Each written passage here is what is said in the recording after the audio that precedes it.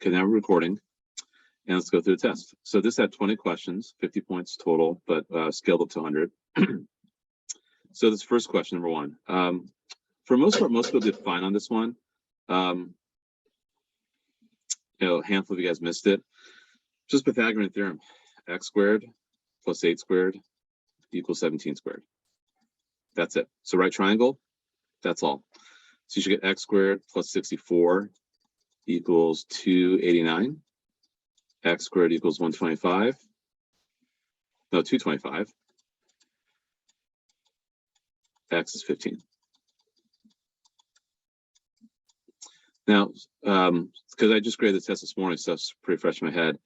I know some of you did this, which makes no sense.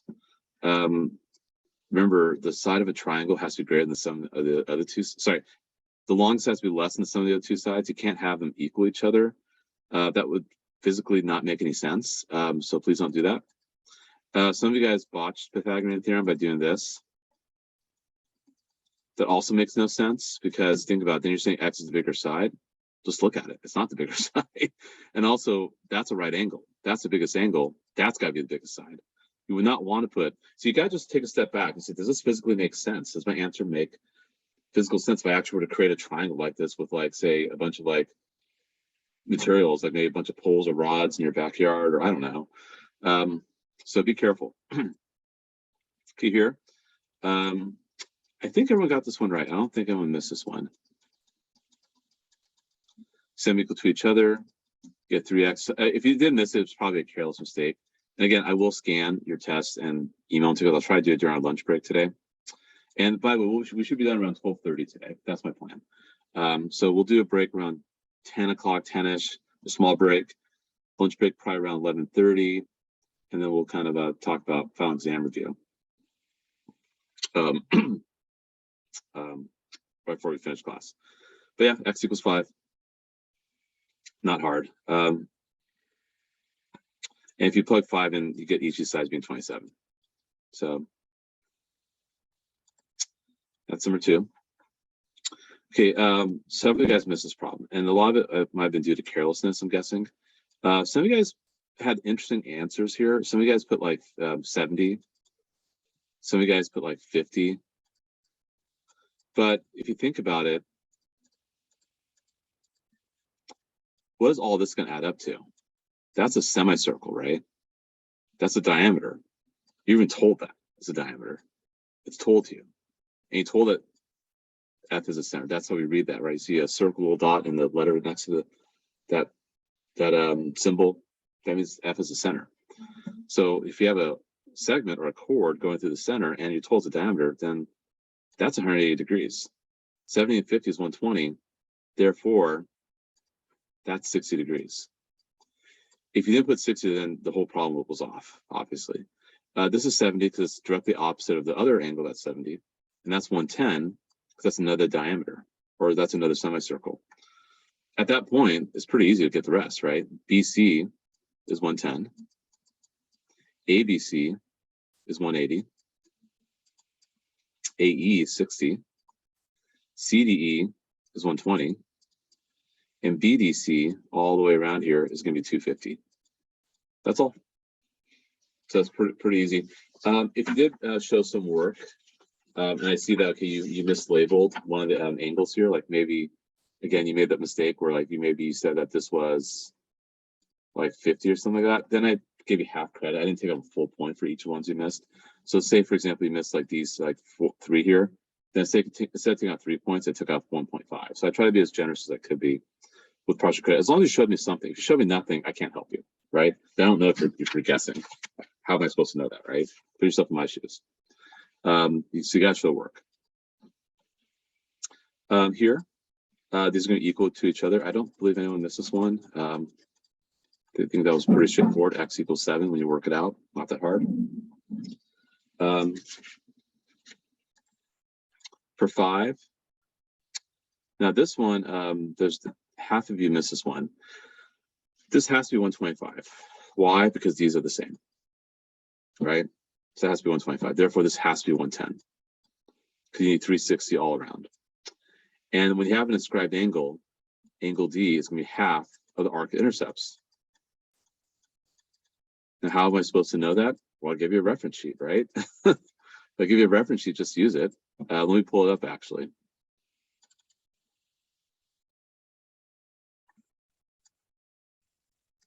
And you have your notes, it's open note, and you add teams. Yeah,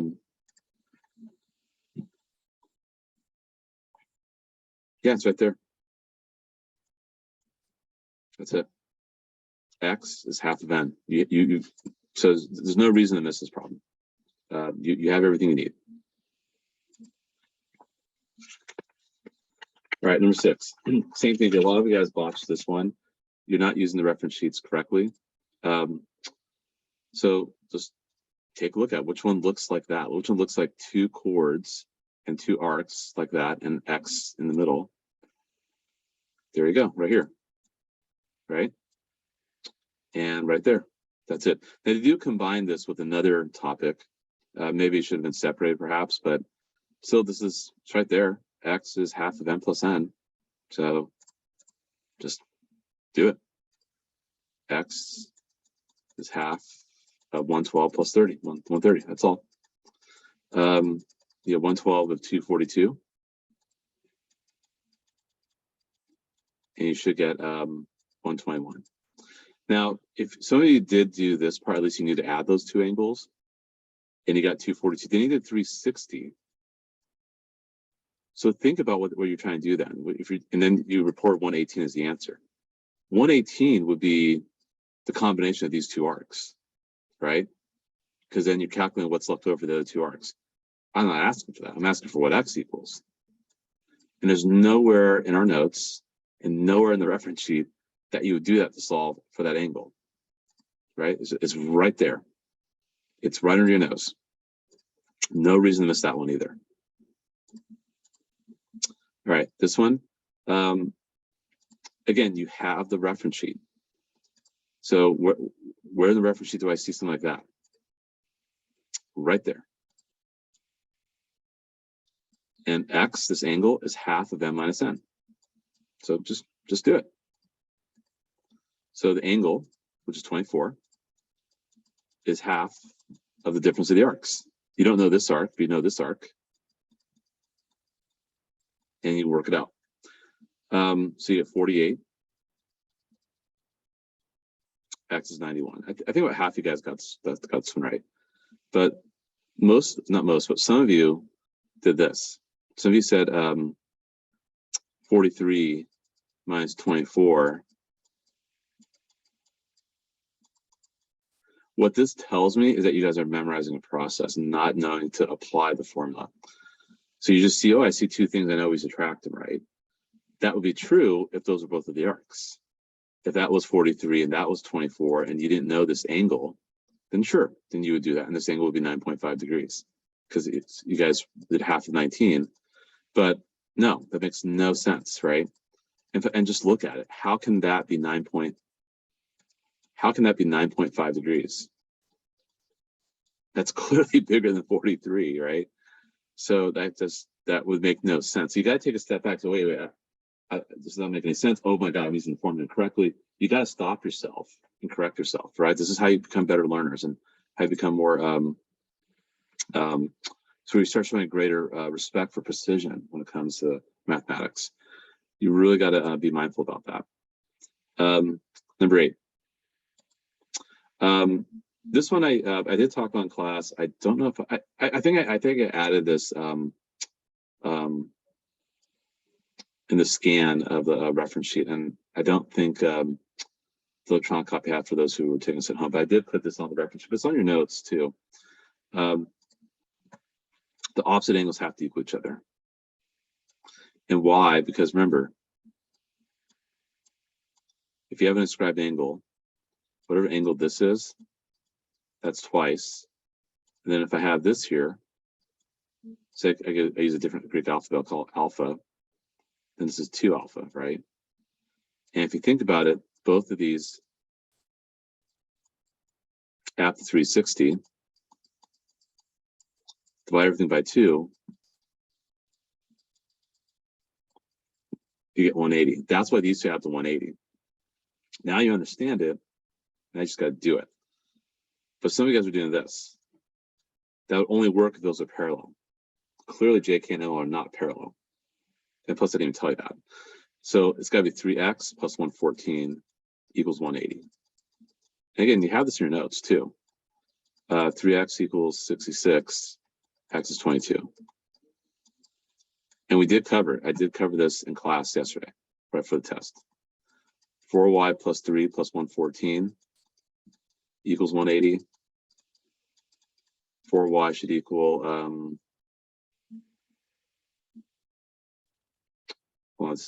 oh, whoops, I'm making the same mistake, sorry. See, now I'm making the mistake you guys are doing.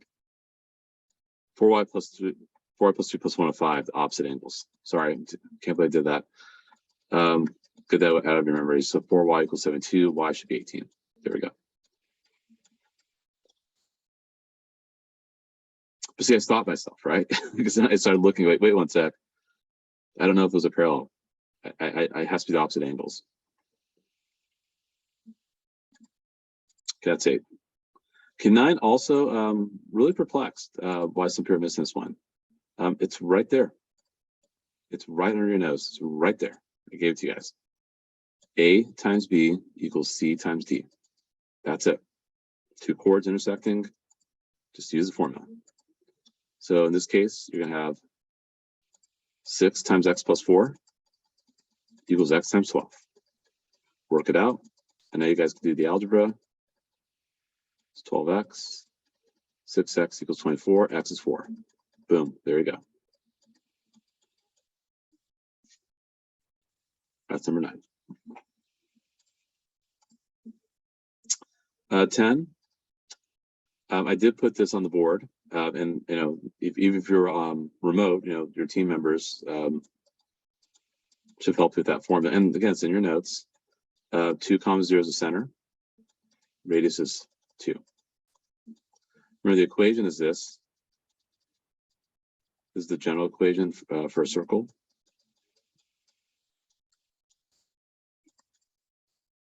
Two comma 0. Radius is 2.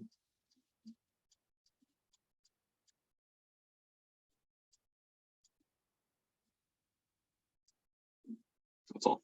That's all you gotta do.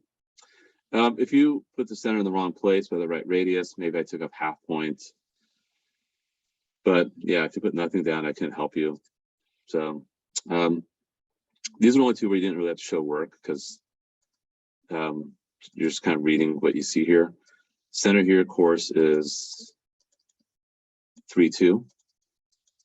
Radius, of course, is 2. X minus 3 squared plus y minus 2 squared equals 4. And again, I gave you the formula, you just had to just plug it in. And I told you h and k is the center, right? And I told you that r is a radius. Why it works that way, I did explain that also. I didn't just give you the formulas. I don't do that. You guys should know that I don't just give you guys formulas to just go do it. I do explain why these work the way they do. That's why you got to watch the videos if you need to. And you should do that this weekend. That's why, and I'm going to talk about this right before we end class today. Like, what I would recommend is do the final review. And any questions you miss, go back and look at the recordings. And I'll even make a document where I'll say, if you miss this question, go back and look at this video. Miss this question, look back at this video or these notes. So I'll do that for you guys also. So you know what to watch. That's how you study. You do an assessment, see what you know, see what you don't know, or sit for a final, and then you go back and look at the resources.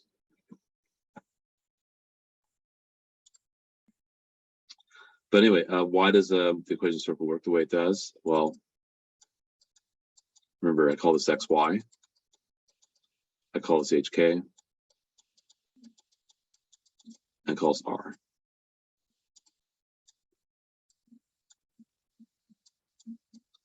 So that's r. That's x minus h. That's y minus k.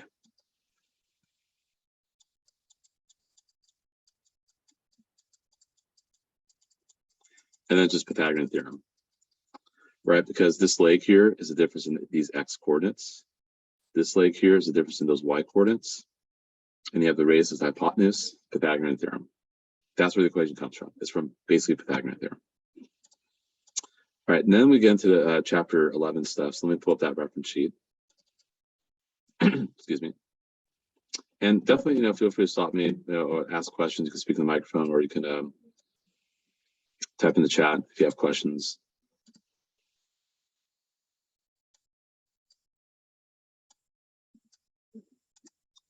Yeah, you have all the area formulas right there. So no reason to miss this one. It's clearly a trapezoid. You're told that. You're told that the trapezoid area is this. You're told that B1, B2 are the bases. You're told H is the height. And it's given to you in the diagram. There's no reason to miss this one. 1/2, 10 plus 5, times 6, work it out, you should get 45. That's all.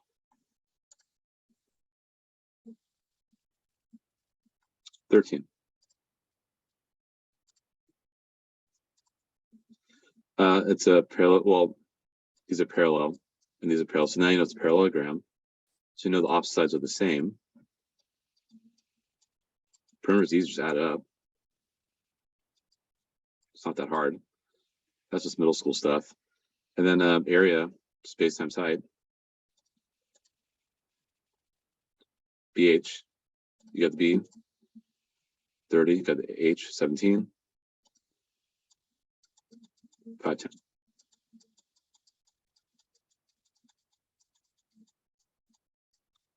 So there you go. Now this one did require a little more abstract thinking because it is a little tougher topic. But again, you have it right here. So the ratio of the area, if you're given the ratio of the areas, and the ratio of the side lengths is root E over root F. Okay, great. Just use it. So you're given the areas, 198 over 18, sorry, over 88. And if you square root that, that's going to equal x over 10. That's all. Or you could have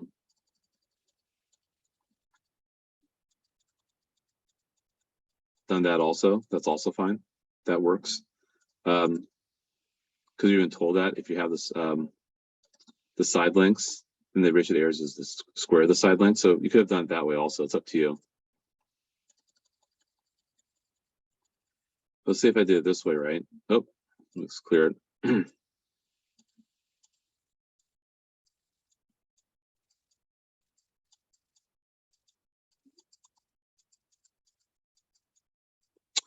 So you need to reduce that.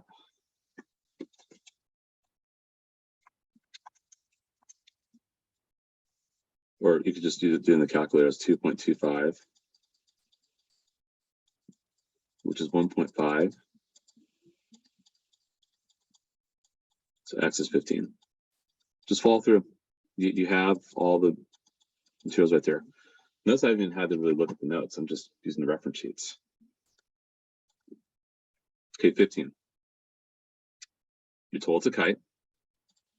Reference sheet. Kite. D1, D2. Those are the diagonals. You have the length of one of the diagonals. That's 9. This is 2. You do have to realize that that does get cut in half. Plus, these are congruent triangles. So we expect that to be 2. So the diagonal is 4. And you're told the formula is half D1, D2. It's right there. Half of 9 times 4. You get 18. Okay, almost done here. This one, again, right here, reference sheet. Arc length. The question even says, find the length of the arc. It says so right there. And you're told the length of the arc divided by 2 pi r equals the measure of the arc divided by 360. Okay. So I do know the measure of the arc. It's 120. So 120 over 360. And then I don't know the length of the arc. I'm going to try to find that. And then 2 pi r, or 2 pi times 12. Cross multiply and solve it. That's it.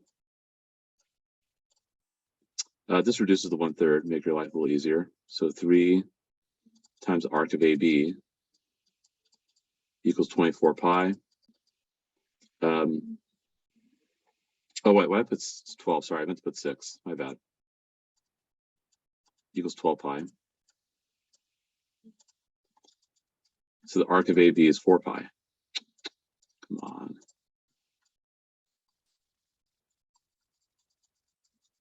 Which is about 12.57, I think, if I'm not mistaken.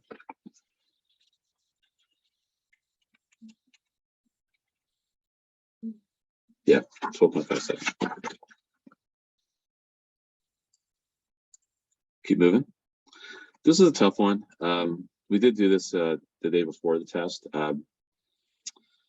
So the formula for that kind of polygon you're told is half A and S. A is the apothem. And you have to look at your notes to kind of figure that out. But it is a regular polygon. That's the apothem. And by the way, if that's 10, and that's 10, and this is 10. Well, actually, you know the side length is 10. Sorry, that's told to you. You're also told the radius is 10. So yeah, it's all 10. So when you continue working this out, that's 10, that's 5, that's 5 root 3. That's the apothem. And how do I know it's 5 root 3? That's using a previous topic from a previous unit. 2s, s root 3. That's 60 degrees because that's an equilateral triangle. So I know that's 60 degrees. And that's half. 6 is 30 degrees. You apply that ratio, 10 and 5, or you use Pythagorean Theorem. That's fine too. That would have worked.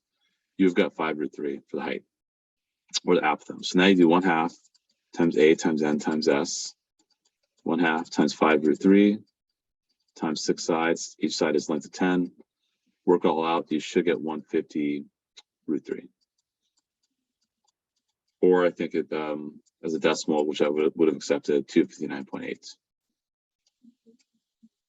So that's 17. I'll leave this up so you guys can jot it down.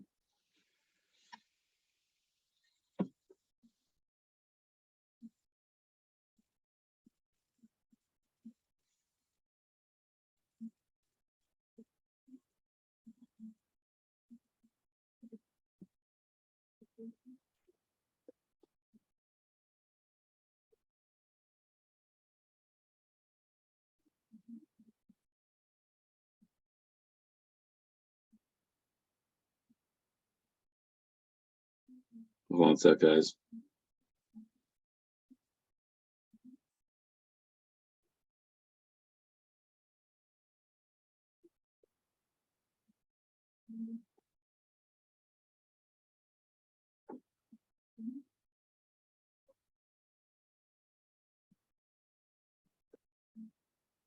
Okay.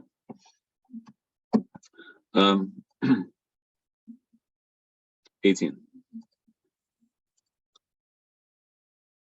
Area of a circle is pi r squared. Now, some of you guys use r as 15, but that makes no sense. 15 is the diameter here, right? Remember we talked about this. Whenever this is right in the middle, that'll be the diameter. So you have to take half of it and then square it, and that should be b. If you put d, I gave you half credit. And you gotta show me work too. You don't show me work, I can't help you. If you just kind of randomly pick something and miss it, you didn't get any points. Let me do 20, then I'll come back to 19.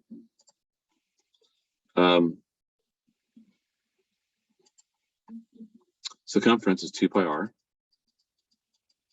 And you have to find the radius, so you gotta do 48 equals 2 pi r. Some of you guys just did 48 over pi r, or just 40 over pi. That just gets you the diameter, not the radius, right? So, and again, you have all those formulas. Okay,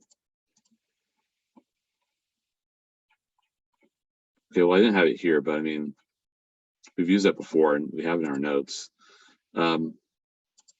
We can just look it up. That's, and I let you guys do that, so it's not that hard.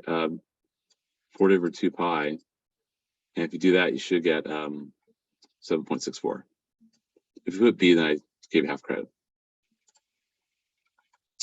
This last one here, this one, I have to ask one little kind of strange problem, one word problem.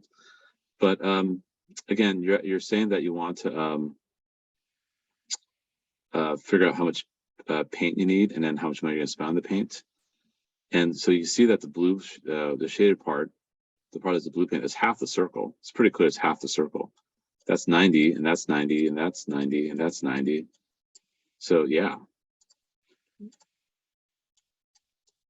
those are that's half the circle, and the radius you're given is 3. So the area is going to be 9 pi, but half of that is the shaded part.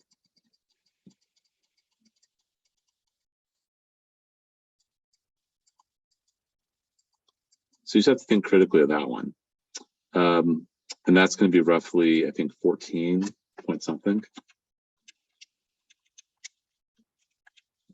14.14 square feet.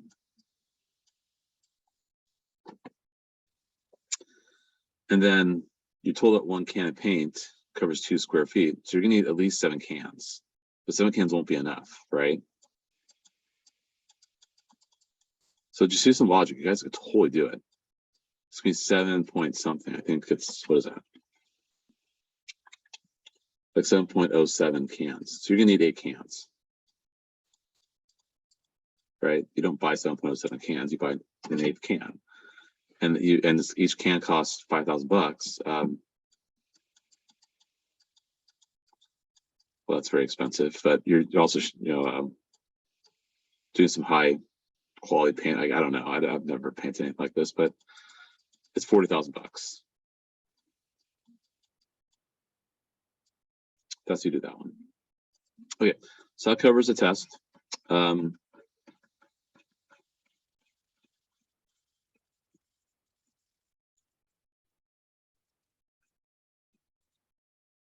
So any questions? And my colleague just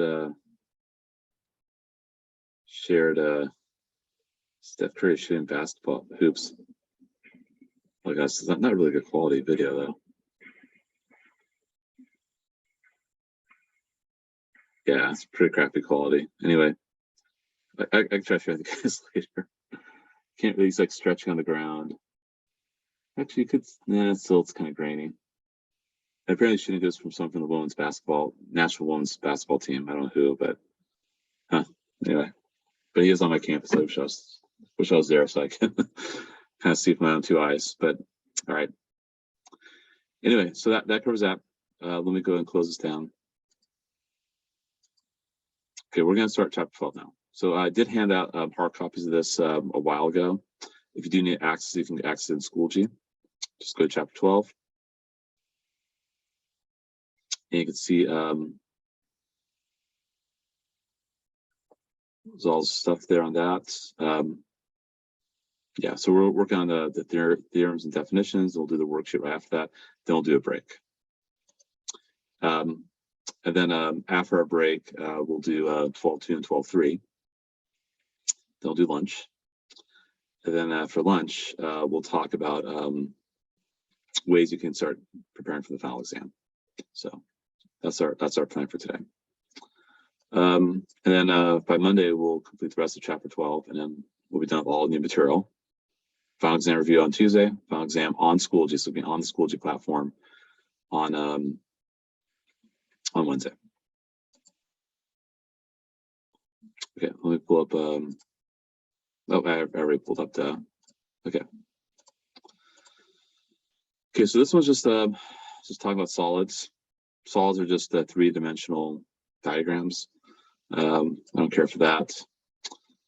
So here it says draw a square cube and a 3-sided triangle pyramid. So usually when you draw a cube, I like to draw a square first, because that's one face.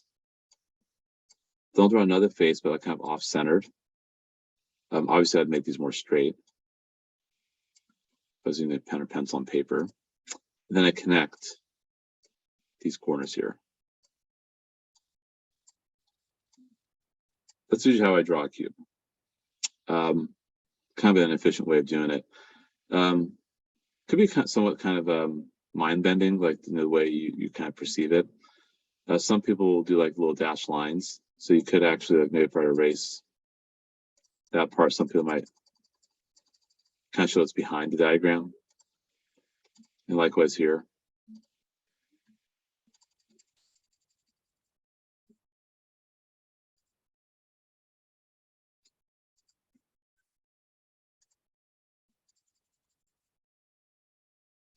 Yeah, so some people like to draw it that way too. You can see that's kind of how that's drawn over here. A three-sided triangular pyramid. I kind of struggle with those. You could, draw a triangle, and then I would actually kind of do something like this here, and then kind of go behind it.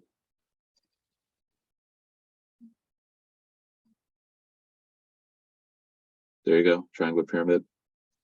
That could work. But usually anything that's like behind the front face, I usually use like dashed lines to kind of make that look three-dimensional, perhaps. Some terminology. The face is just the side of the in a polyhedron. That sounds kind of fancy. It's just a solid. It's what a 3D object. It's kind of a very fancy term, but it is a bunch of polygons we're connecting. And the face is just one of the flat sides. So, like for example, if I were to shade this right now, that's the bottom face. That's a face, right? Edge. That's an edge. Vertex is a corner. Okay. Again, a face would be like one of the flat sides. And your solids could have a lot of different shapes or faces. It'd be squares, it'd be triangles, it'd be rectangles, there'd be a lot of different stuff. Trapezoids, perhaps. And again, the vertex is where it's a corner where three or more edges meet. And edge is one of the, one of these segments here. It's called an edge.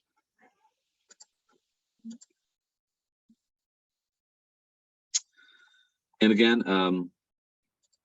you need to make sure that these are not curved. So, because that have to be polygons. Like, these are not polyhedra because that's a circle. The circle is not a polygon. It doesn't have like, sides. Like that's a circle. Obviously, the middle of the sphere is a circle. But prisms and pyramids are considered polyhedrons, meaning they're a bunch of polygons connected. Like, see how prisms, a bunch of rectangles connected. So you have prisms like a square in the bottom and a bunch of triangles connected. But the cylinder, the cone, the sphere, those are more circular in nature. But I don't worry so much about that term, polyhedron. Just make sure you know the formulas you use depending on the solid you have. But we're just kind of introducing the topic, right? So let's look at this one here. Total the solid is a polyhedron. So yeah, this is yes, and yes, and this is no. This is no. This is yes. This is yes. And this is just we call this a rectangular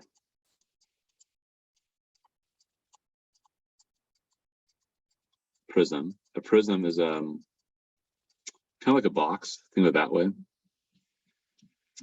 But anything that has like a sharp corner, like a pointy corner, we call it a pyramid. And we see that there's a hexagonal base, so I say it's a hexagonal pyramid.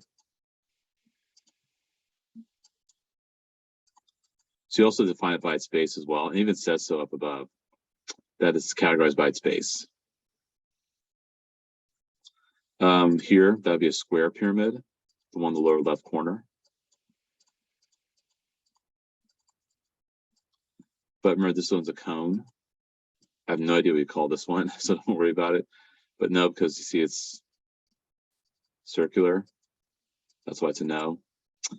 And then this one is a prism. We say it's a triangular prism. If you were to take it and like rotate it or have it sit on the triangular base, and then you kind of see like there's another triangle right above it. We call that a triangular prism. Yeah, it's a triangular prism. Okay. Hopefully it's all good.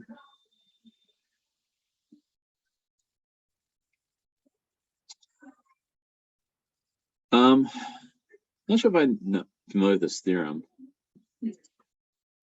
The number of faces, vertices, and edges of a polygon are related by the following formula. I never knew that. I learned something new today. So F is number of faces, V is number of vertices. So for a cube, I know a cube has 6 faces. Just look at it. There's like 6 squares. Count, there are 8 corners, 8 vertices. And also, if you count the number of edges, you have 4 on the top face, 4 on the bottom face, and you have 4 laterally. So 12 edges. So I guess that would work. 6 plus 8 equals 12 plus 2. You could, I guess you could apply this for other polyhedron, but I don't know. Let's just try it out. I'm actually kind of curious. I never I thought it like that. If we look at like this square pyramid, clearly there are 5 faces. The square bottom and the 4 triangular faces on the lateral part of it. Clearly there are 5 corners or 5 vertices, right? 1, 2, 3, 4, 5. And edges is 1, 2, 3, 4, 5, 6, 7, 8. So 5 plus 5 equals 8 plus 2. Yeah. F plus V equals E plus 2. Yeah. Okay. All right.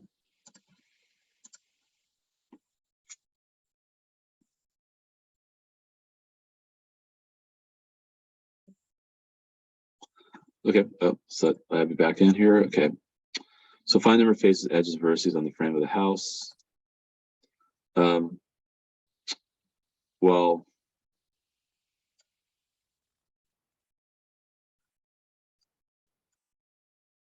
that's one face. It's a weird looking face, but it is a face. And then you have on the opposite side.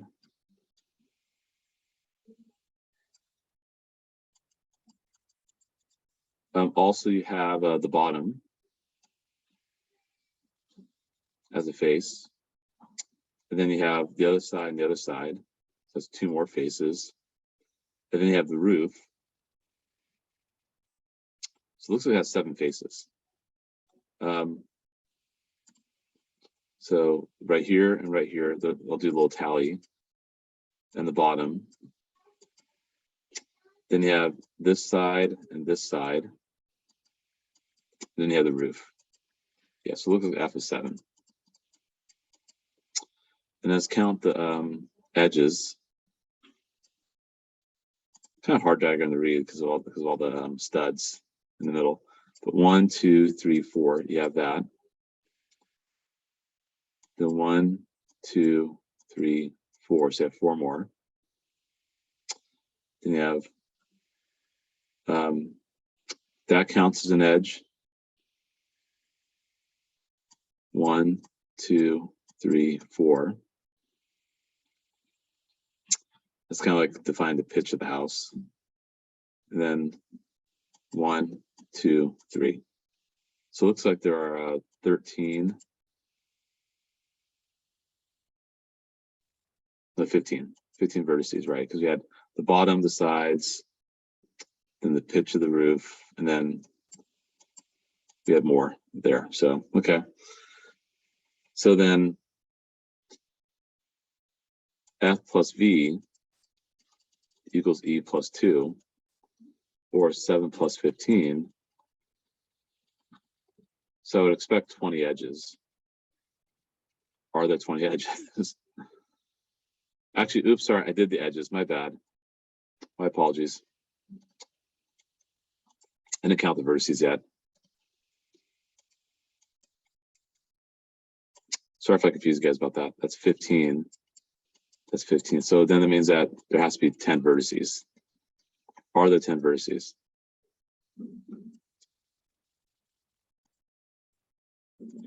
Well, 1, 2, 3, 4, 5, 6, 7, 8, 9, 10. There are 10. Okay, that's interesting. Okay. Okay. So I don't know if you're looking to do some sort of project, you got to figure out how many edges and the number of faces and vertices, maybe. Yeah, I don't know if that formula would be helpful. That's interesting. Okay. Then you try. So F, E, and V. Remember, F plus V equals E. We'll do F and V first.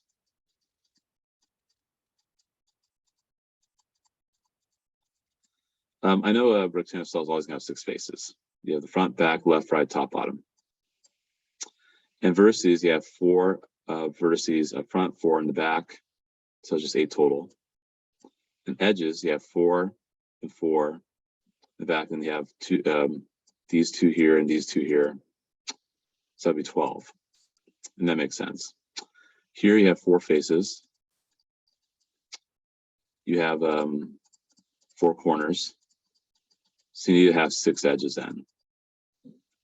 1, 2, 3, 4, 5, 6. Boom. There we go. Looks like we've got a piece of cheese here. Now remember, there's also going to be an edge right there as well. So it looks like I have 5 faces. I have the top, the bottom of the cheese, and the 3 rectangles around. So I have 5 faces. Corners, I have 1, 2, 3, 4, well, 3 above, 3 down below. So I'm probably going to need 9 edges then, right? Because this has to be 5 plus 6 equals 9 plus 2. Yeah, 3 here, 3 down below, and I have these right here. Yeah, so it all makes sense. Okay. Maybe I did know that, I just forgot. I don't know. So, okay, that's kind of cool. So, question on that? Nope. Okay. So I'm gonna have you guys work through the worksheet. Looks like the first page, kind of, like, yeah, it's kind of using that same stuff. Euler's theorem. That's how you pronounce it, Euler. U-L-E-R. Or Euler's considered like the. Actually, it's Euclid. Euler's another. Actually, father of calculus, Leonard Euler. That Newton are considered the founders of calculus. Euclid is the founder of geometry. Yeah, so determining whether the solve's polyhedron. If not, if it is, name it.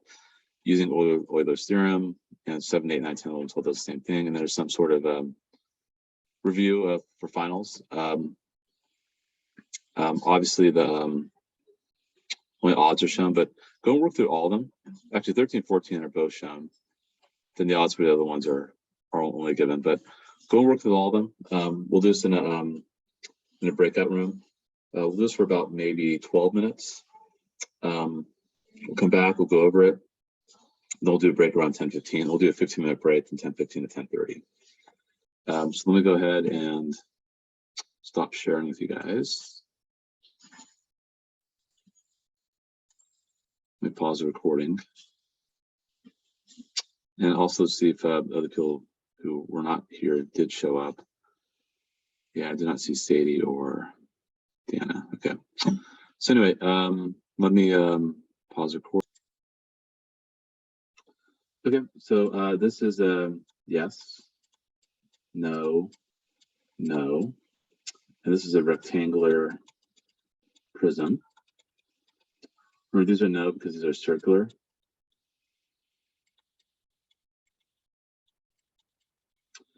Here, solve for n. Remember, the faces plus the vertices equals the edges plus 2. So n plus 4 equals 6 plus 2. So n would be 4. Here, 10 plus n equals 24 plus 2. So n will be 16. And here, 14 plus 24 equals n plus 2. N will be 36. So you have 4, 16, and 36.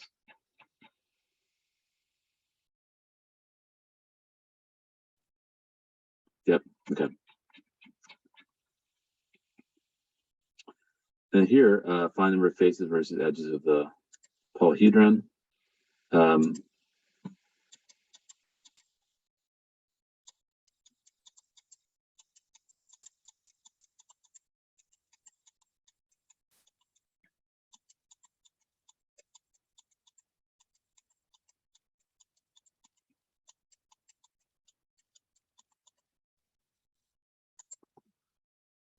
So that's going to be 5 faces, 6 faces,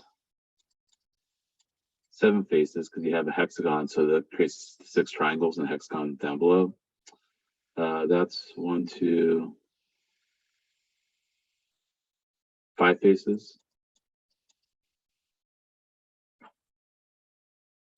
You have the 2 faces top and bottom. You have the 5 edges, so that's 7 faces, because it's a pentagonal prism. Hexagonal prism, you have 6 around and 2 front and back, so that's 8. Vertices, just count them. So there's 5 vertices here. There are 8 vertices here. 7 vertices here. 1, 2, 3, 4, 6 vertices.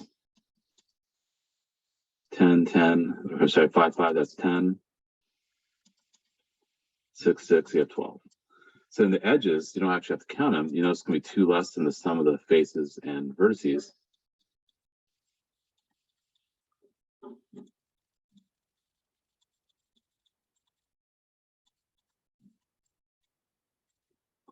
To get that. And then still check the answer keys. Yeah, 5, 5, 8, 7, 7, 12, 7, 10, 15. And then finally, for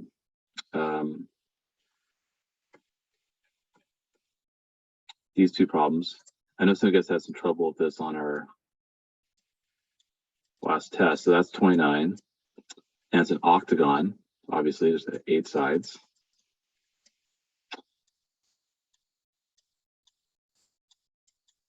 So that's 29. That's 29. You got to figure out what this angle is. Because it's an octagon, you're going to make 8 triangles. So you do 360 divided by 8 to get the measure of each vertex angle, which is 45 degrees. So that's 45 degrees right there. You will need to split it.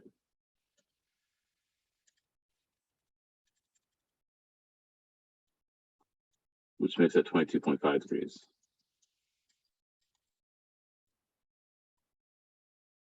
And that's 29. And then I got to figure out this side and this side. So I have to use some trigonometry for that. So the sine of 22.5 degrees, remember SOHCAHTOA is x over 29, so opposite of hypotenuse. Look at x there. The cosine of 22.5 degrees is y over 29. Just got to work that out. And then, you know, y will be the height or the apothem actually.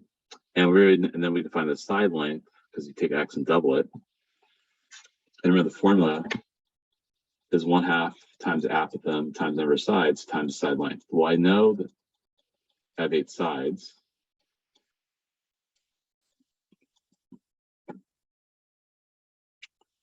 The apothem will be y.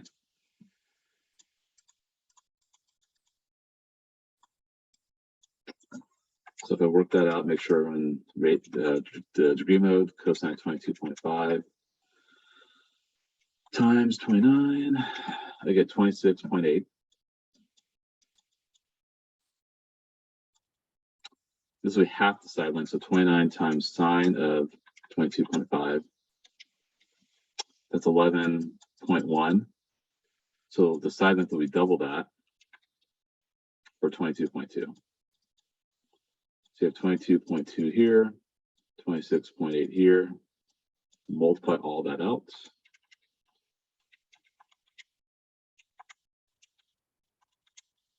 And you should get about 23.79. Yep, close enough. I'm off by about 1 because I round too soon.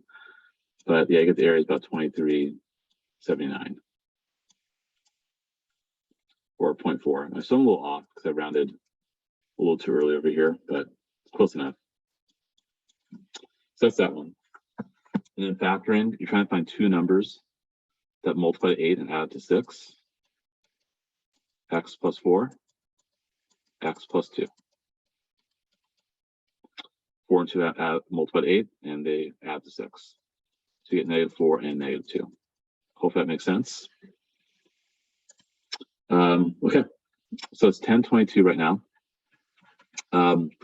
We don't have worksheets for 12.2 and 12.3, and these should go by pretty quick. But I imagine we'll need about 25 minutes for each of these, or maybe 20, I don't know. So let's do a 12-minute break. Let's come back at 10:35. At 10:35, we'll start up again, and I'll definitely go over 12.2 and 12.3. Okay, and then yeah, and then that'll take us up to lunch, and we'll have lunch break, and then we'll talk about it, prepare for finals. Okay, so I'll stop sharing. I'll pause. Okay, so surface area. We're looking at surface area of prisms or polyhedrons. I think it's prisms and pyramids.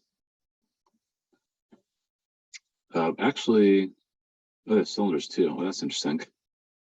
Okay, so this is going to be extremely formulaic, or I think it's just, I'm not sure actually. Okay, actually, let's look at this really fast here.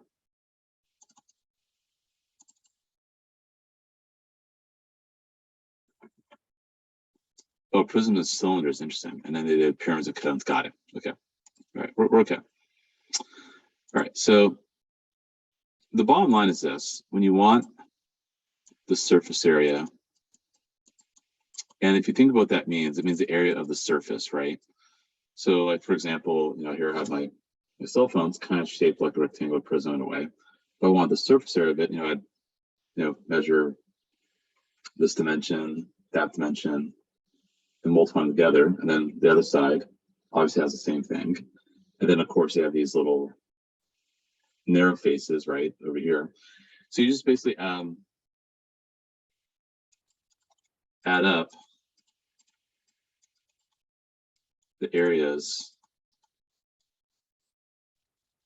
of all faces. That's really what we do. You have all the areas of all the faces. So if you were to I guess open up a shape, they call it a net, because it's kind of like a net, like I don't know, like you're trying to capture something, I don't know. But if you were to open it up, you'd see you have two circles.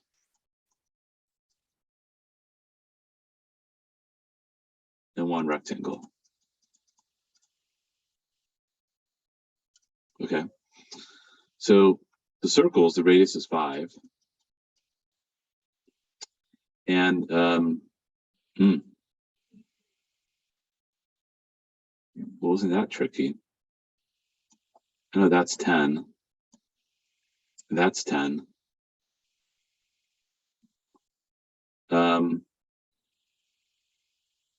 Gosh, that is really tricky.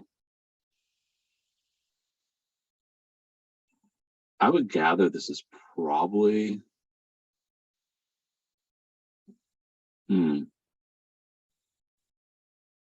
Oh, I know what's going on here. This is really tricky, but this is going to be 10 pi. I'll explain just a little bit why that's true. For the two circles, it's going to be 2 times pi r squared, or 2 pi times, and the radius is 5, right? Because the diameter is 10. So 50 pi.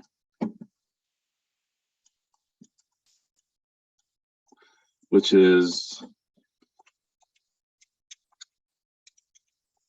157.1. Okay. Then for the rectangle part,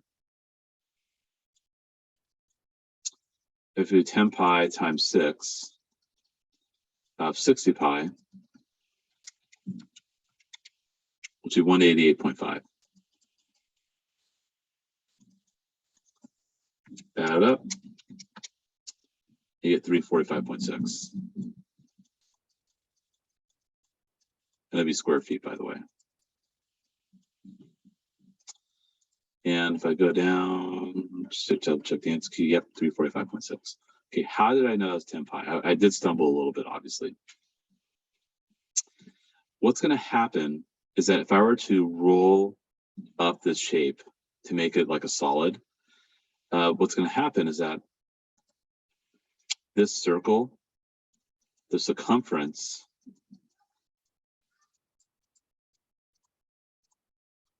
is going to be this right here. That's because this has to wrap around the whole circle. This straight edge that I'm tracing right now over and over again has to wrap around that circle. And the length of the circle is the circumference. That's how I knew it was 10 pi. Remember, circumference is 2 pi r, or pi diameter. The diameter of that circle is 10, so 10 pi is how I got that. A little tricky. It is going to be a cylinder, by the way. If you were to roll this up, you wind up getting a cylinder, or like a can or something like that. Yeah, that was a little tricky. So that's 345.6. For next one, you have that's going to be 24, by the way, right here. That's also going to be 24 right there. So you have two rectangles, you have a square, and then two triangles. So two rectangles plus two triangles plus a square. For the two rectangles, you have 24 times 55 plus 24 times 60 plus 24 times 24. And this is the part that gets a little tricky, but if you were to fold this up, I believe this side matches with that side, and this side matches with that side. So for the two triangles, that'll be 24 for the base and 55 for the height. And you got two of them. So it'll be 1/2 24 times 55. And you got two of them. So you got to multiply by 2. Those cancel. If you add it all up,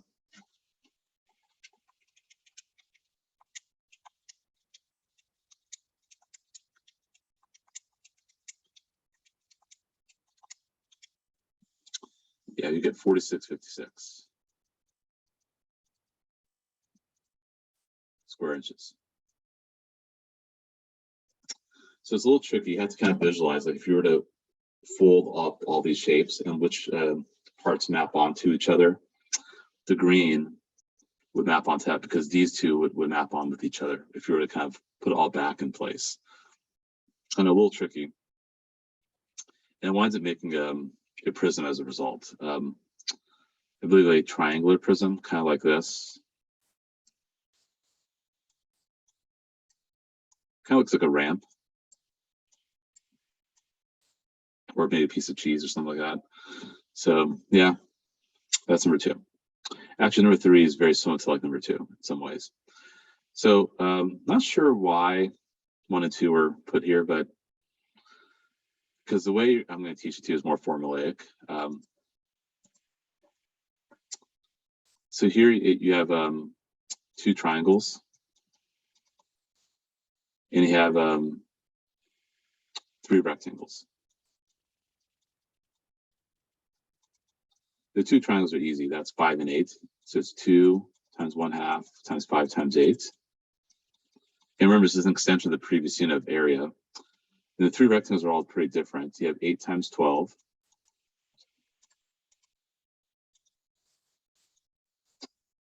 You have 5 times 12. And then you have to use Pythagorean Theorem to get this side. That's 25 plus 64. That's root 89. And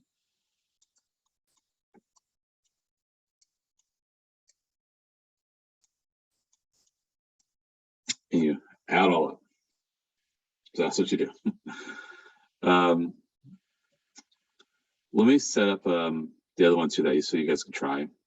And let me actually readjust this. Let me do that. Let me readjust this part. Oh, come on.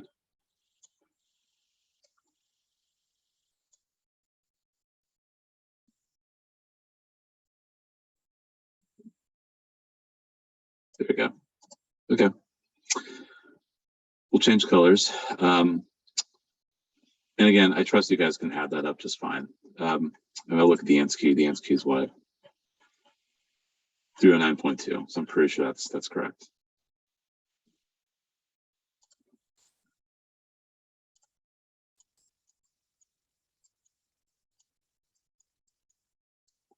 And that's square feet. Okay. Let's keep on moving. Here you got two hexagons, sorry, pentagons, plus 5 rectangles. So that's 5, and that's 6, and you have 5 of them. Remember, base times height is the area of a rectangle. The pentagon, oh boy, that's gonna be a fun one. So if you look at one of the triangles, that's 4, that's a radius, and this is 5, but you have half of it, so it's 2.5. And that's an apothem. So it's 2 times 1/2 times apothem times number of sides times length of each side. Well, we'll get the rectangles out of the way. That's going to be 150. These cancel. The apothem, we got to solve for that. Obviously, there are 5 sides. And the length of each side is also 5. Okay. Now I have to get the apothem. And that's where you have to use Pythagorean theorem. So it's a little extra work. It's going to be a squared plus 2.5 squared equals 4 squared. If you solve for a, that should be an arrow, by the way, sorry about that. Solve for a 16 minus 2.5 squared, root it, you should get 3.1.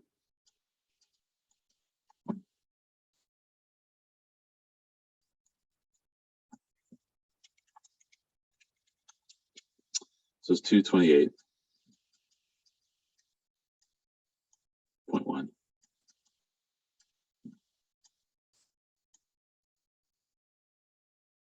Square centimeters, okay?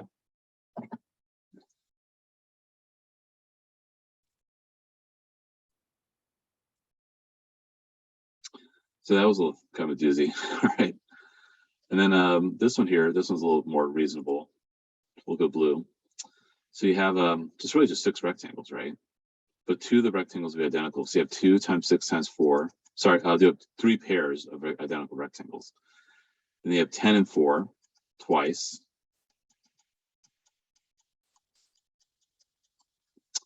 And then you have 4 and 10. Sorry, 6 and 10.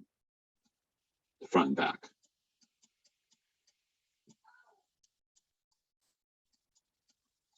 So it's 48 plus 80 plus 120. So it's 248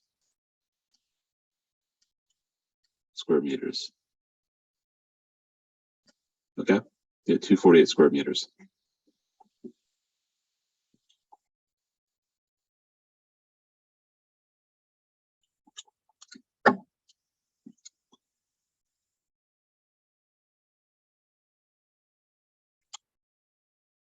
Okay, hopefully all is good here. Any questions?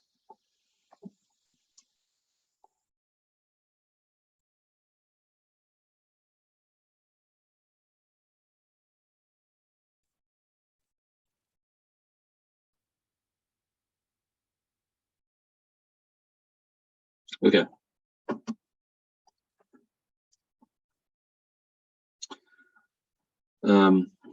These here. Now, generally speaking, for a cylinder, you're just going to do this, pi r squared plus 2 pi r h. And I call SA, abbreviated as surface area for a cylinder. And we say it's a right cylinder because it's standing upright. It's forming a 90-degree angle at the base. The reason why you do it's 2 pi r squared. My apologies. It's 2 pi r squared plus 2 pi r h. 2 pi r squared because you have two circles and both are pi r squared. So you have circle, circle. So pi r squared, and the lateral area. Yeah, the circumference times the height. And we kind of saw that over here when you have this like all splayed out. It's kind of like if I took a piece of paper. Obviously, this is a rectangular piece of paper, right? And if I formed like a cylinder, right? If I want to find the area of the side part, the lateral area of this, it's really just this times that. Well, this right here, the vertical is the height of the cylinder, right? And the circular part is the circumference at distance. 2 pi r is the circumference, and that's the height. That's where it comes from. But it is formulaic nonetheless. So you're going to do then 2 pi times 1.1 squared plus 2 pi times 1.1 times the height. And you just work it out. I trust you can punch in the calculator. Here, that's be 2 pi times 5 squared plus 2 pi times 5 times 15. And again, you work that out.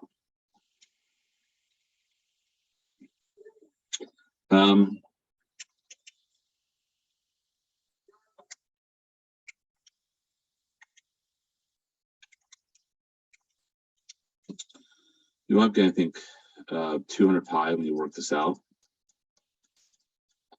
or 628.3, just to make sure I'm getting the right answers. Yep, 628.3. Now, this does come back. You don't really see this in Algebra 2 so much, or maybe they kind of talk about it in calculus, which I know is going to be a distant future for some of you guys. Probably, if you're a rising sophomore, you probably do it as a senior, because you do Algebra 2 and pre-calculus before you do calculus. If you're a rising junior, you might want to do calculus in college during your freshman year. Or if you're a rising senior, so maybe, if you do study STEM, maybe you want to do some calculus somewhere along your college years. There is a concept called optimization, where you actually are given some material to make a can or make a cylinder, and then you have to use the least amount of material, or maybe you're doing the cost of the materials and you want to, you spend the least amount of money, and you have to know how to work with these formulas. So it's almost like this solid geometry stuff kind of comes back with a vengeance, but 3 years later, he's when I'm doing calculus. And a lot of my calculus students forget this stuff, so I have to sometimes review the solid geometry with them because it's not really reinforced. But it is something that does come back. It's quite practical, because if you are, like, say, running a factory and you want to minimize your costs, you do have to understand the dimensions of the products you're making. And then, of course, there's some calculus involved that will help you to determine the dimensions so you minimize the cost, but still maximize the area that, or sorry, the volume, because you want to also make sure that you're, being efficient with space, that like you put enough motor oil or maybe canned peaches or tomatoes or olives, or if you're making glass jars, like putting enough like liquid in there. So yeah, it's yeah. That's there's some sort of practicality that goes into this. wrap up this worksheet. These here. So here you're given the surface area and you want to solve for x. So 320 is going to equal this right here, but twice. Then 6 and 8, but twice.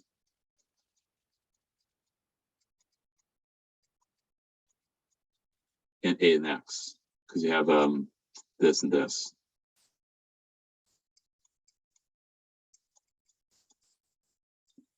So you want to get 320 equals 12x plus 96 plus 16x.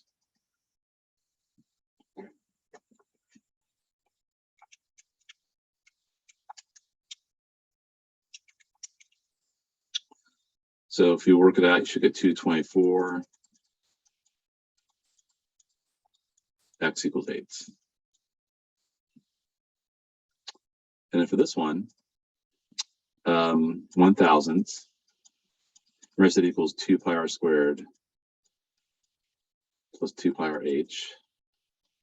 If I didn't give you the raise, that would have been more tricky because that would fall quad form.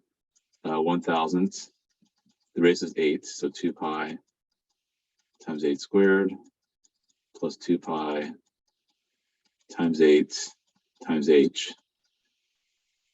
It's going to get really nasty with the decimals. 1000 equals 64 times 2, 128 pi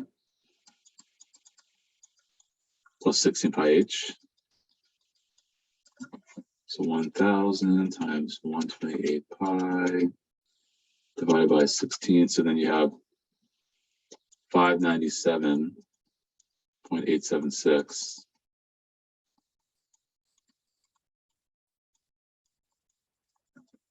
Divided by 16 pi. Should get 11.89.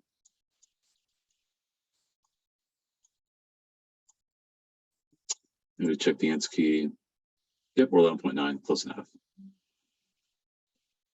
And that's in centimeters.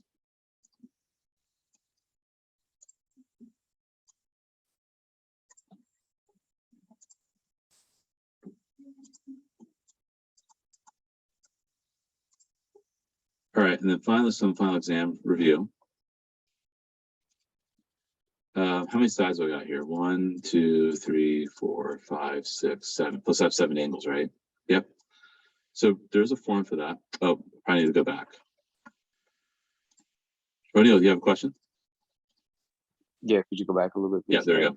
Perfect. Play right here. Yeah, the red is for 8 and the blue is for 9.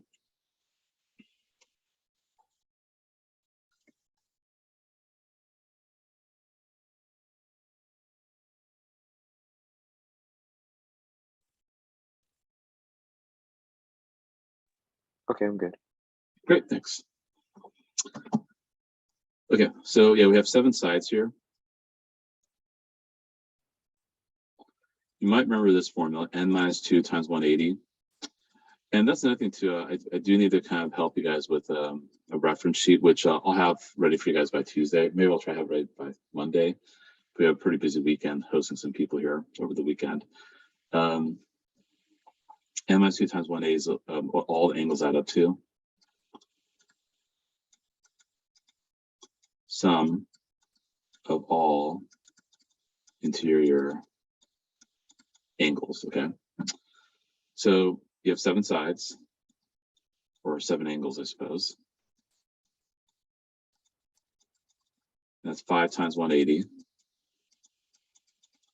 or 900. Now I have to actually add them up on the other side. So you got x plus 2x, and then you have a bunch of numbers, right? 160, 125, 110, 147, and 112.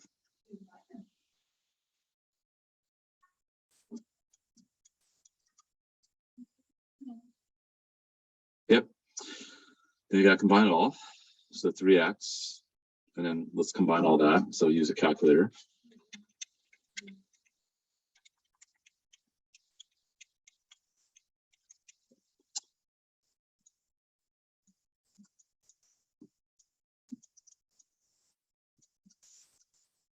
Move the 654 over to the other side.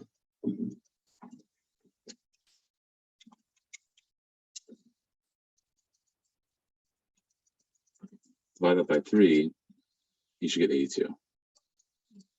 We get 82 for x. Hope that makes sense.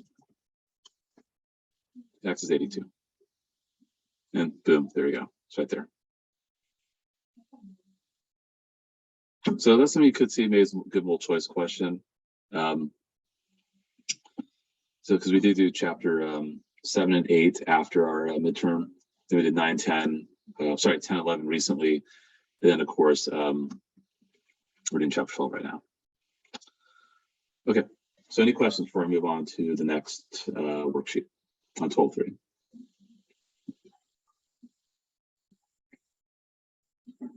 And again, there is the textbook on this stuff.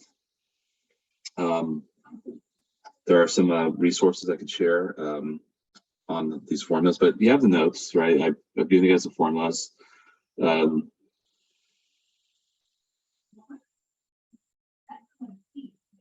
Yeah, actually, I think I'll try to find a solid geometry reference sheet. Maybe I'll do it during our lunch break too.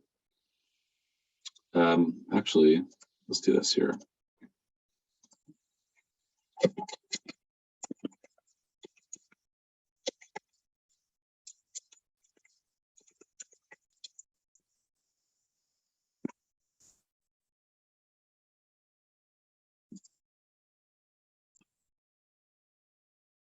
Yeah, you can kind of see they have all these different shapes like cylinder, sphere, cone, right prism, right pyramid. Oh, that's a good one. This is a nice one. Has all the areas. Yeah, I like this one a lot. This is good. Let me download that.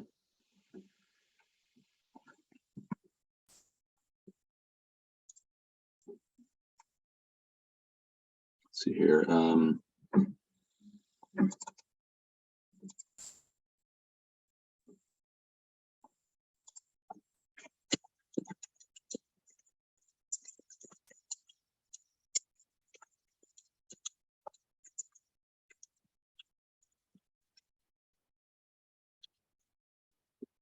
Area blind, call it that.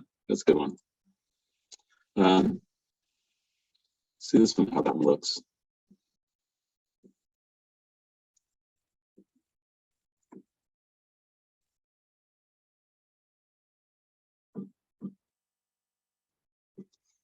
So some are a little weird. So maybe the other one's a little better. Okay.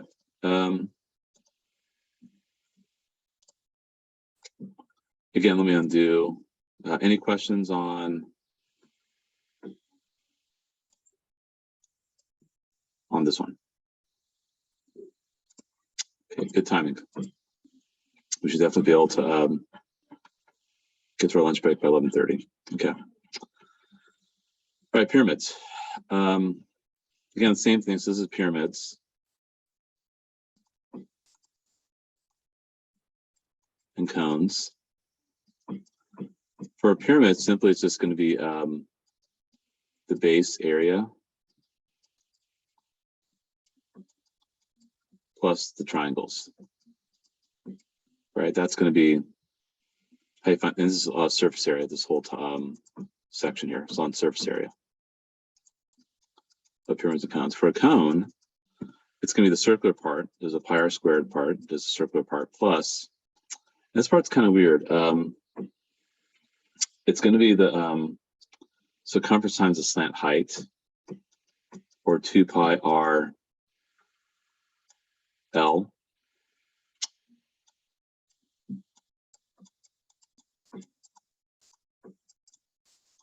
I'm going to call that the slant height.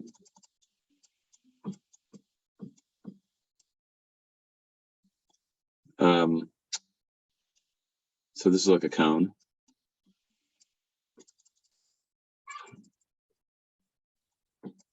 So that's R. This, by the way, is the height of the cone. And L, that would be the slant height. So you have to use a little Pythagorean theorem to get what L is if you only given the height and the radius. And if you look at the reference sheet that I just downloaded,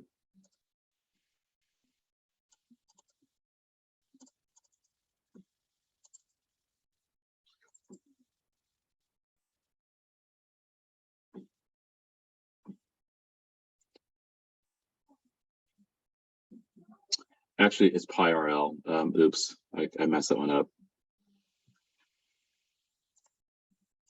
It's half the circumference. So it's pi RL. And S being the slant height. Yeah, my bad. Yeah, sometimes I forget these formulas too, if you don't use them that often. So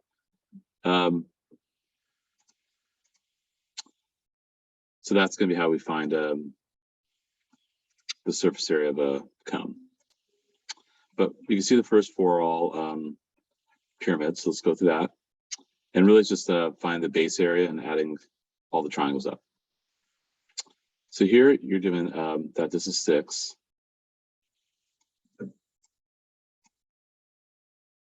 Actually, I don't know if I need to do that. And it's a regular pyramid, meaning that the base is regular. Meaning all these sides here are the same. So that's a square base. So your area here, or surface area, is going to be the square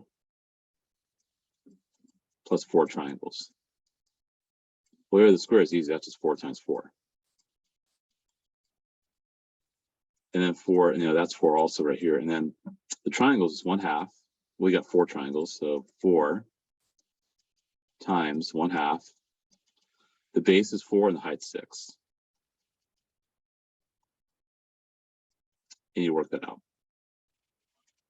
which would be 16 plus 4 times 12, which will be 64, I believe. 48 plus 16, yeah, 64 square meters.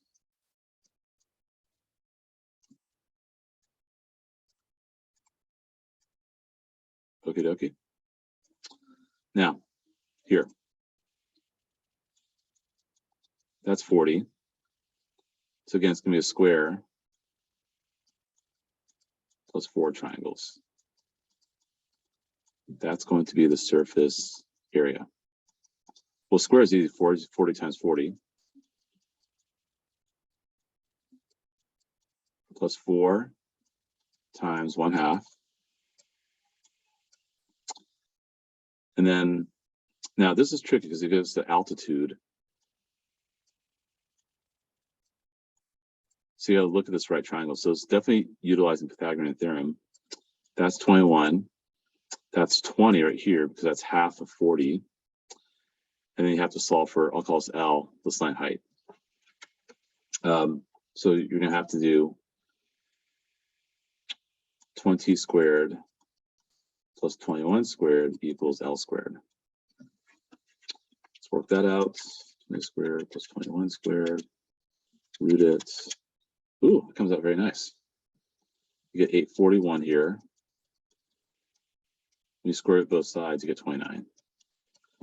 So it's going to be pi r. Yeah. So anyway, it's going to be the base, which is 40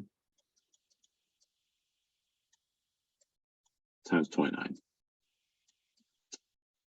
because that's going to be the height of this triangle right here. And then you work that out. What's that going to be? That's 1600. Those cancel, becomes 2 times 40 times 29. That's 80 times 29. That's 1600. You get 3920.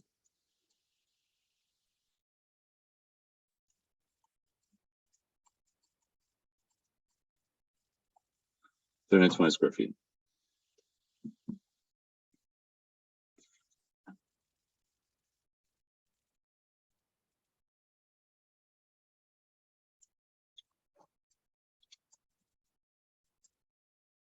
Okay.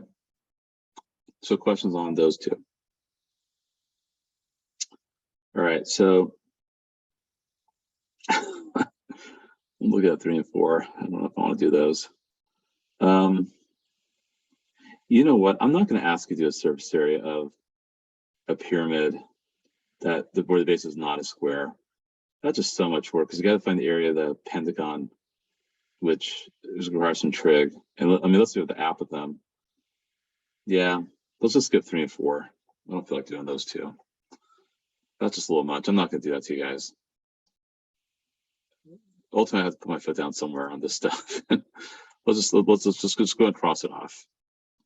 I mean, it's the same thing. You take the area of the base, which again, you have to find the base of the polygon using the apothem formula. Triangles aren't hard, but yeah, I don't want to do that. So let's move on. Meaning that I'm not going to ask on the final. I'll definitely ask on like 1 or 2, but not 3 or 4. And then for like this polygon business, and I could do that as a separate problem, and maybe I'll do hexagon again because we had hexagon on our test. It's a little much.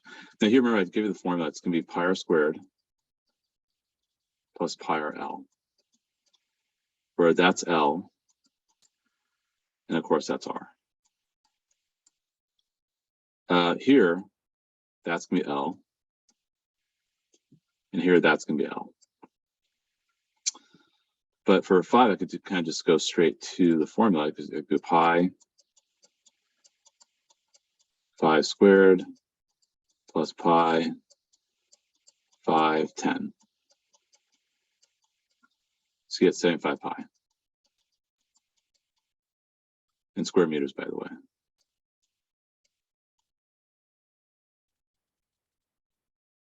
Okay.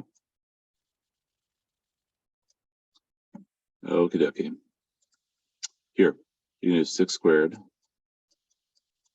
plus 8 squared equals L squared. 36 plus 64 equals L squared. 100 equals L squared. L is 10. Then you got to plug into the formula. So it's going to be, let's make a little space here. Pi 6 squared plus pi 6 and then times 10. Work all that out, you should get 96 pi.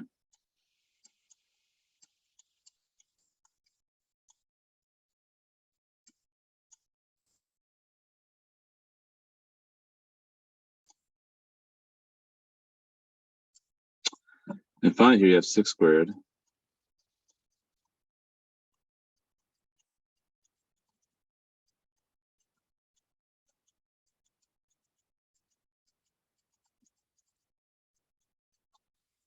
so that's 261.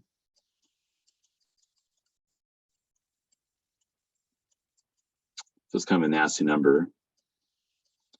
Root 261.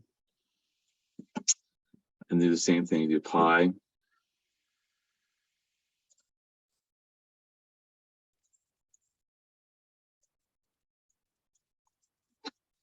r squared. So 6 squared plus pi times 6 times root 261.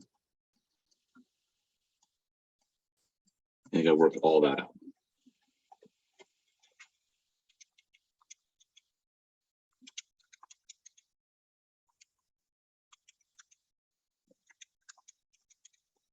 You should get 417.6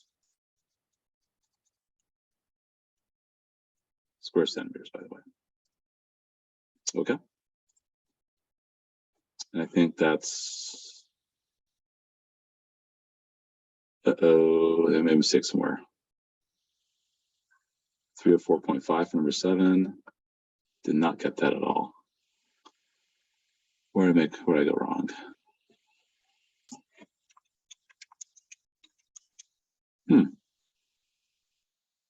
That's right. Pi RL, R6. Let me try it one more time.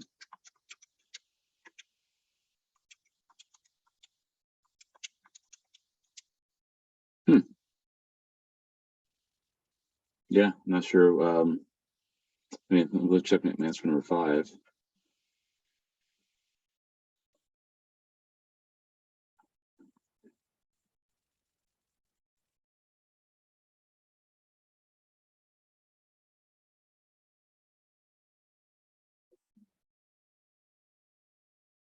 IRL.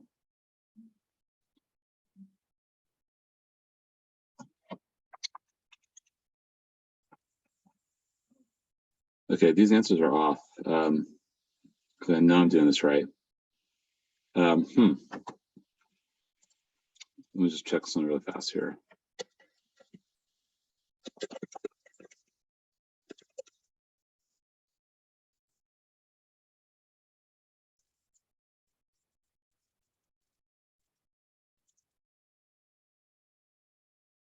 Yeah, pi r squared plus pi r L. Okay. Do not understand why that answer is off.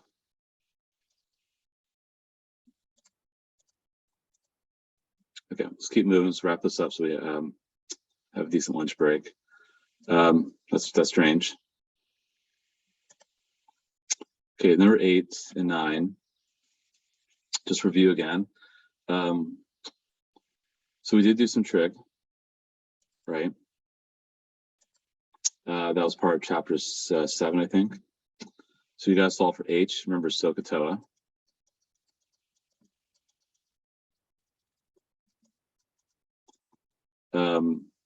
And likewise here. So you have to find h. So you have the O. I mean, you want to find the O. And you have the A, the adjacent. So you got to use tangents. Tangent of 52 degrees equals h over 121.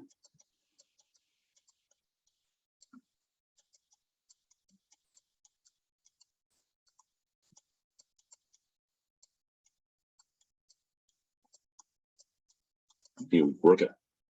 That's what you do. And here, the ramp is 14. I want to find both x and y, where x is the height of the ramp and y is the length of the base of the ramp. So you could, that's the O, and that's the h, the hypotenuse, the 14. So you use SO for that first part. Which equals x over 14.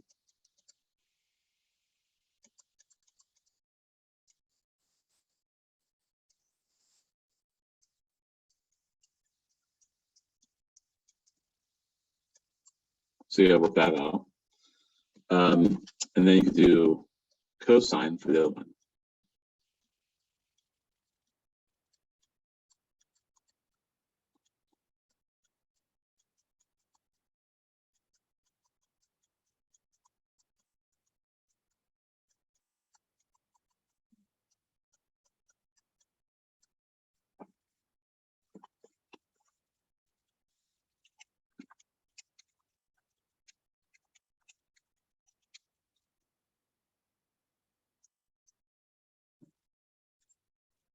So 6.14 and 12.58. If you work each of those out. So that's just review of trig. Okay. So any questions?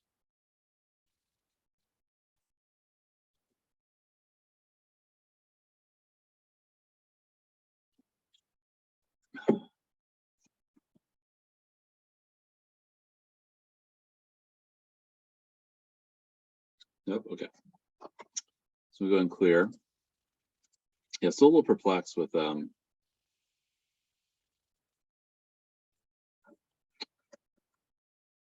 surface areas formulas, but I'm pretty sure I did it right. So, but that's not where about 3 and 4. Those are kind of weird.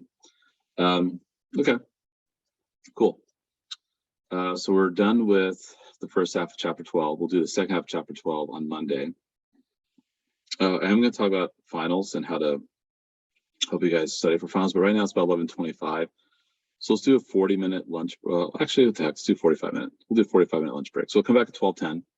I'll be on probably just a tad earlier, but I'm going to start scanning your guys' tests and emailing it to you guys. Hopefully I can get that done over the next 45 minutes, just so you have access to it. I'll also make an assignment to, you could turn test correction I would do by Tuesday. Obviously, there's other test corrections for the Unit 4 test from last week and midterm from the week before that. If you want to submit those, and also have one of the final exam review packets. We're going to work through that today. But one of the final exam review packets, this one here, which I'm calling Review 1. If you're in class yesterday, I did hand it out. If you're on Zoom, just download it.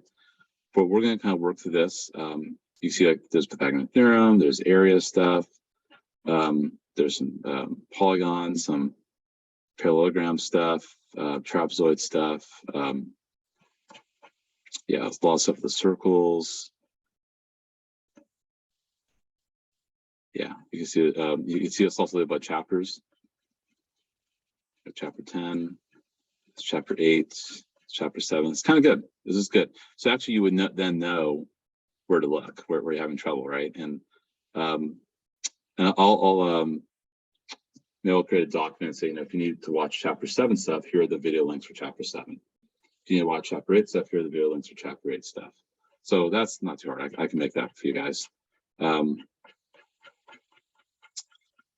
But that's what I would do. And then, of course, you have all the answers there. So that's probably a good place to start for this weekend, is to do that. And then whatever you're stuck on, watch the videos, and then try the next review worksheet. There's another review worksheet right here.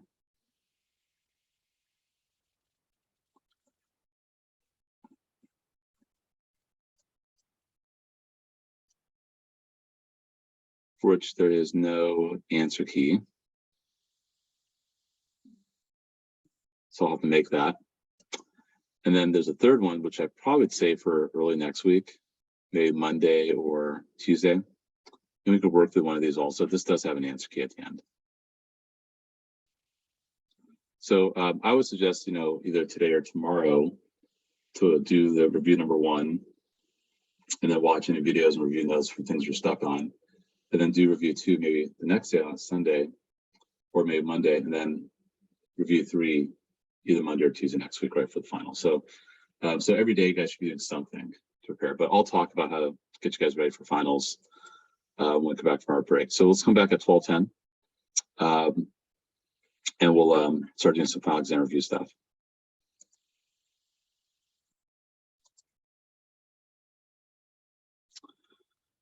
All right, so let me share my screen. So if you go to Schoology and click on Test Resources,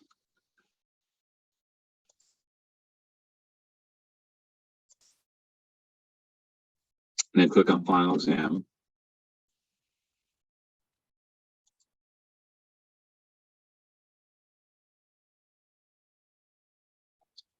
and then you'll see there's 3 different review guides. Now, I did give you guys hard copies of this if you guys were in person yesterday. If you're not, then you can download it. Or if you happen to misplace your copy that I gave you yesterday, you can download and print it. So here's Final Exam Review 1. And you can see it's labeled by chapters, right? So you work through this, right? Like, obviously, this is asking what x equals, is the area of a triangle. Here it asking for the value of y. Here asking for the value of x. It looks like this is going to involve trig for number 4. Number 5 also looks like it's going to involve some trig. Yeah, here you got like some other stuff going on here. Excuse me. Then you have chapter 8. But as we work through chapter 7, let's say you have some trouble with some of these questions, right? Then what you can do is if you go to recordings from class, and you have to find when we cover that chapter. So it's not terribly obvious from these labels here. I try to label these a little. I did it by date, obviously. Maybe I need to relabel and tell you what chapters these are. But if you look at the course schedule,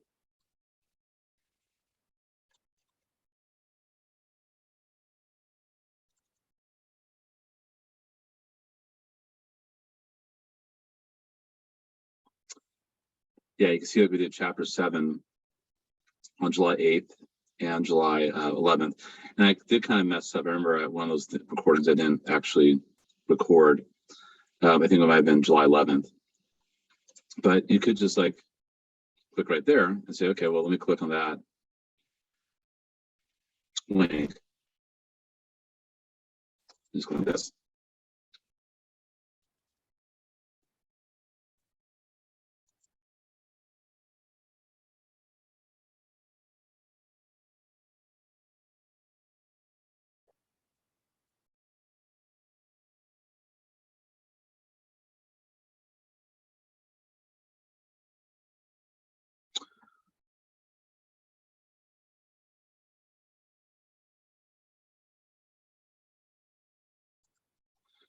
So you can see it covers, I don't know why it says 7.4 there, but it should be covering 7.1 through 7.3. Maybe I was just kind of showing you some other stuff that's going on there. Let me skip around.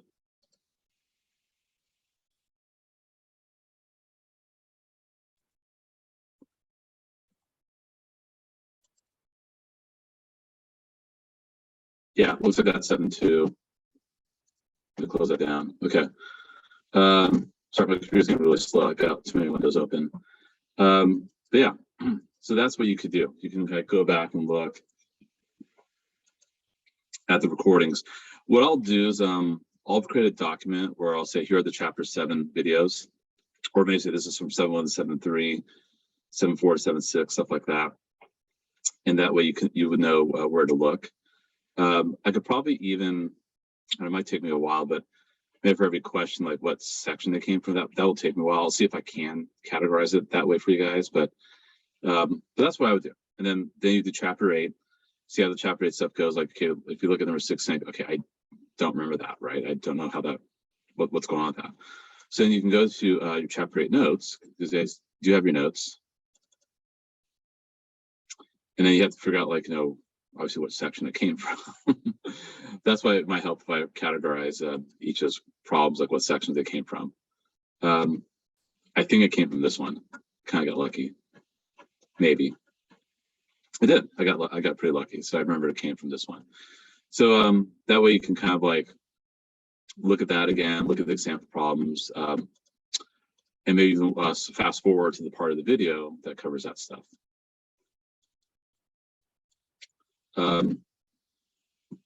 And let me actually go over here.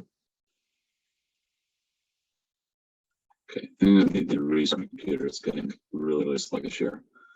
1 sec.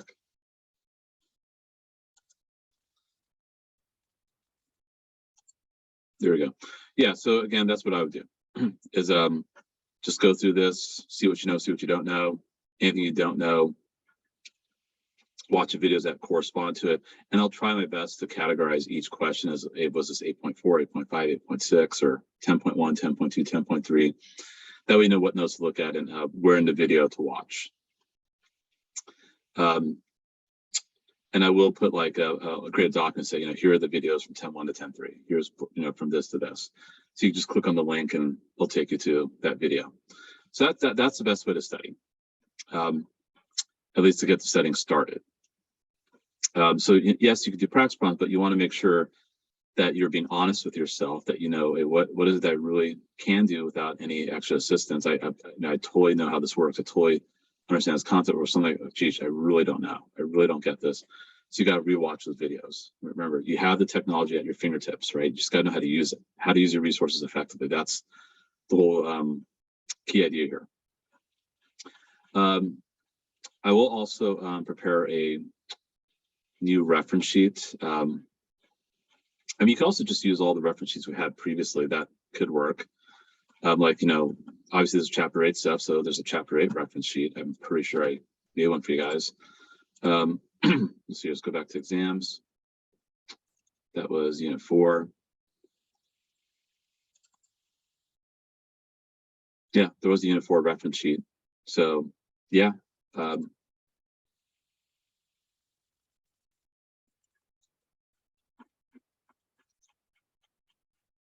So you have that there. So I would also have the reference sheets available as you're going through preparing. And remember, it's only covering the last anything after our midterm. So after July 7th, that's what this is covering.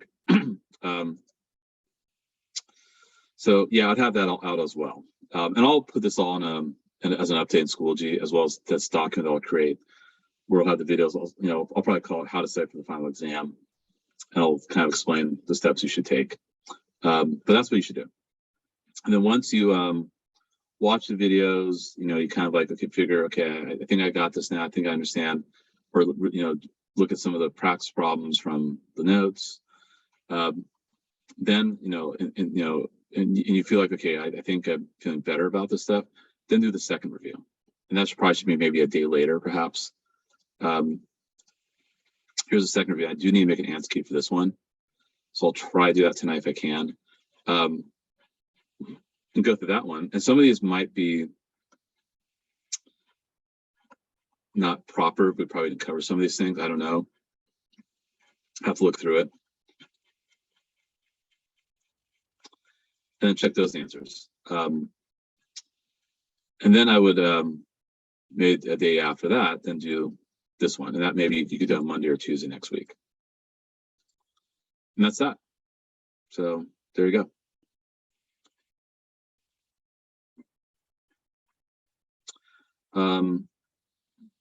So that's pretty much how you want to go about preparing for finals. Obviously, we still have one more day of new material. That's on Monday. We're going to cover 12.4, 12.5, 12.6. That's just more on volume. And there'll be some volume stuff here, but obviously like this, right, you're not going to be able to do some of these problems just yet because we haven't talked about volume. So like, for example, 38 and 41, you'll definitely have a hard, I mean, you can look at the formulas if you want to. It's not that hard, but it's not necessarily have a hard time, just it may not be obvious what to do. Those problems. And 35, actually, I need to cross off. We never did 45. So I'll need to cross that one off. So 35 will cross off. Don't worry about that one. So I think, yeah, what I'll do is I'll probably just make a quick list also, maybe a spreadsheet like, okay, number 30 corresponds to this problem, 30 corresponds to this section, 31 corresponds to this section, and so forth. 35, I'll just say, I'll just remove it. And then I'll obviously put the video links that goes with that. So, okay. Hopefully that all makes sense. All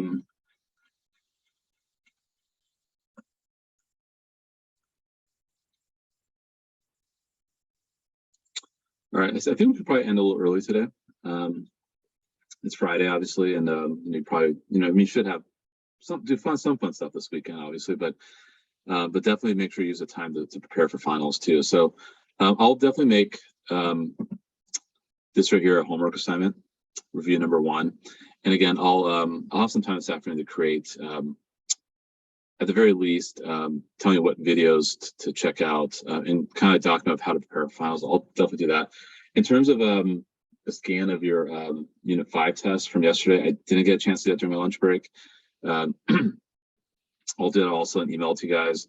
Also, we'll make sure all the grades seem to make sense. I'll update the grades. If you have, corrections for the midterm, I'll put that towards semester 1 grade. And of course, if you have corrections for Unit 4, I'll put that towards semester 2 grade.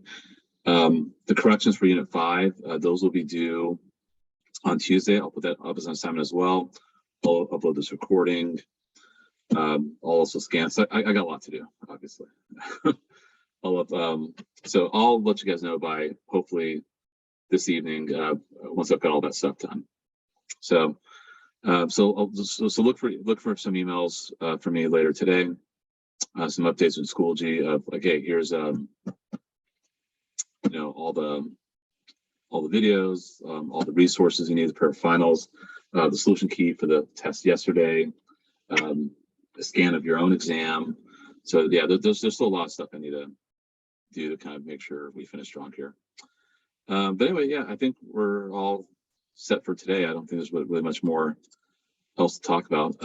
So yeah, just start your studying this weekend and start with this one, and then also look up for a document from me that will tell you what videos to watch or what notes to look at for particular problems. Okay, I'll go ahead and stop the recording.